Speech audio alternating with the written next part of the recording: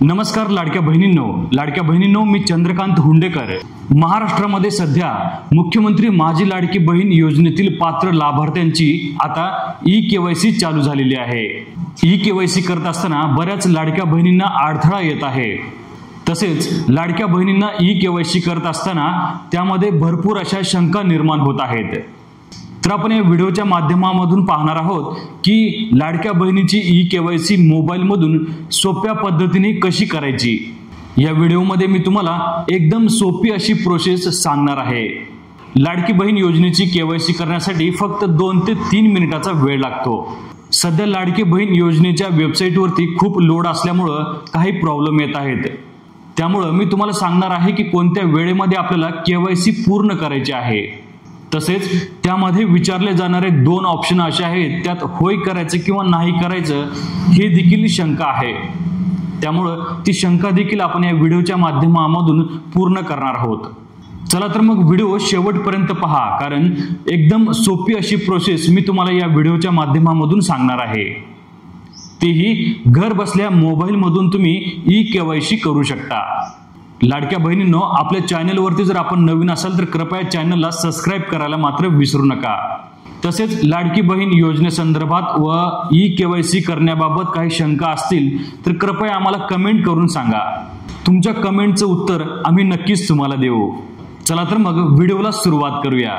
तर सर्वात आधी आपल्या मोबाईलवरती गुगल क्रोम ओपन करायचं आहे आणि तिथं ladkibaheen.maharashtra.gov.in ह्या वेबसाईट वरती आपल्याला जायचं आहे, जसे की तुम्ही व्हिडिओ मध्ये पाहू शकता।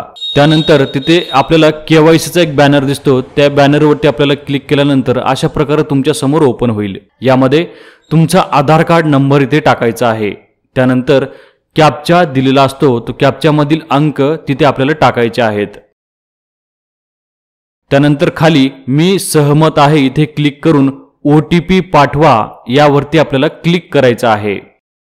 OTP पाठवा इथे क्लिक केल्यानंतर आपल्याला OTP येईल, आपल्या आधार कार्डला लिंक असलेल्या मोबाईल नंबरवरती एक OTP येईल, तो OTP इथे आपल्याला टाकायचा आहे। OTP टाकल्यानंतर सबमिट करा ह्या ऑप्शनवरती आपल्याला क्लिक करायचं आहे। लक्षात ठेवा, तुमच्या आधार कार्डला लिंक असलेल्या मोबाईल नंबरवरतीच OTP जाणार आहे, त्यामुळे त्या मोबाईल नंबरवरती आलेला OTP आपल्याला इथे सबमिट करायचा आहे। ई-केवायसी प्रक्रिया पूर्ण करण्यासाठी तुमच्या वडिलांची किंवा पतीची माहिती द्या असं त्यामध्ये सांगितलेलं आहे।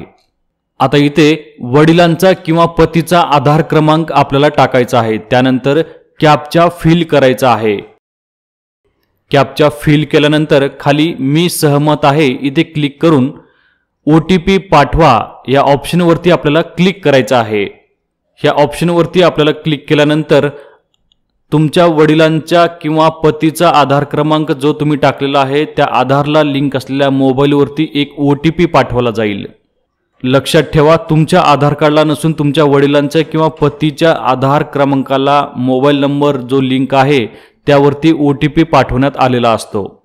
अशा प्रकारे OTP आल्यानंतर इथे OTP टाकून सबमिट करा या बटनावरती आपल्याला क्लिक करायचं आहे। सबमिट करा ह्या बटनावरती क्लिक केल्यानंतर आता तुमच्या समोर अशा प्रकारची विंडो ओपन होईल। जो तुम्ही आधार क्रमांक टाकलेला आहे त्यांचं नाव पूर्ण इथे दिसेल। त्यानंतर तुम्हाला इथे जात प्रवर्ग निवडायचा आहे, म्हणजेच तुमची कास्ट कोणती आहे ती आपल्याला निवडायचं आहे।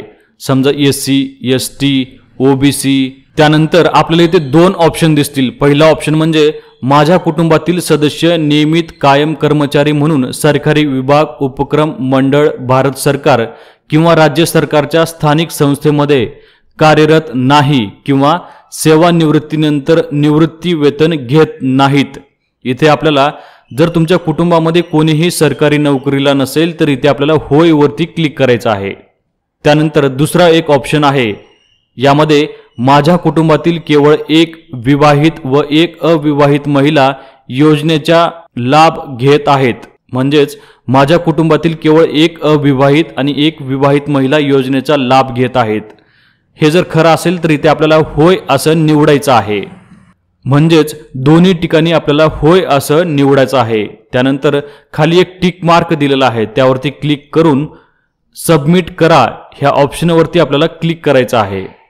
हा सर्वात शेवटचा ऑप्शन आहे, म्हणजेच सबमिट करा यावरती क्लिक केल्यानंतर आपल्याला KYC पूर्ण झालेली आहे किंवा KYC सक्सेसफुल झालेली आहे असं नोटिफिकेशन दाखवलं जाईल. आता मी यावरती क्लिक करतो. तुम्ही पाहू शकता मी यावरती क्लिक केल्यानंतर तुमची KYC पडताळणी यशस्वीरित्या पूर्ण झाली आहे आणि सक्सेस झाली आहे असा मेसेज देखील तिथे दाखवत आहे. म्हणजेच याचा अर्थ ही KYC पूर्णपणे यशस्वीरित्या सक्सेसफुल झालेली आहे. जर तुम्हाला KYC लवकरात लवकर म्हणजेच अगदी 2-3 मिनिटांमध्ये करायचे असल्यास तुम्ही रात्री 12 ते सकाळी 6 वाजेपर्यंतचा टाइम निवडू शकता. कारण दिवसभरामध्ये भरपूर असा लोड साईटवरती असल्यामुळं कधी OTP येतात तर कधी येत नाहीत, कधी फॉर्म पुढे जातो तर कधी जात नाही. त्यामुळं संध्याकाळी जास्तीत जास्त रेफर करा की संध्याकाळी KYC करण्याचा प्रयत्न करा. व्हिडिओ आवडला असल्यास नक्कीच लाईक करा आणि तुमच्या मनामध्ये काही शंका असतील तर त्या कमेंट करून आम्हाला नक्कीच सांगा. आणि हो, जर आपला व्हिडिओ आवडला असल्यास नक्कीच चॅनलला सबस्क्राईब करायला मात्र विसरू नका. भेटूया अशाच पुढच्या महत्त्वपूर्ण व्हिडिओमध्ये. जय महाराष्ट्र.